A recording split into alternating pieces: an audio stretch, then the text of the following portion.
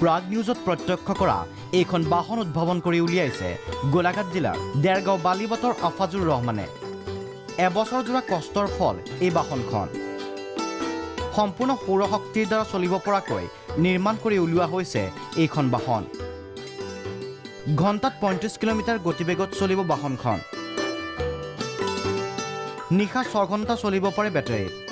মোবাইলেৰে operating কৰিব পাৰে বাবে বাহনখন পাৰ্কিং কৰিবলৈ সুবিধাজনক।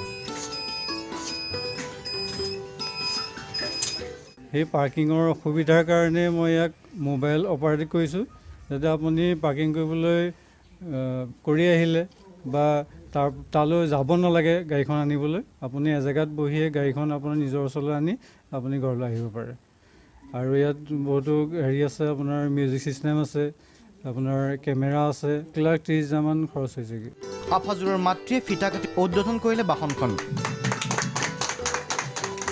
আফাজুৰৰ উদ্ভাৱনী শক্তি নিঃসন্দেহে শলাগিবলগীয়া। দেৰগাঁৱৰ পৰা আব্দুল মান্নাফ, প্ৰাগ নিউজ।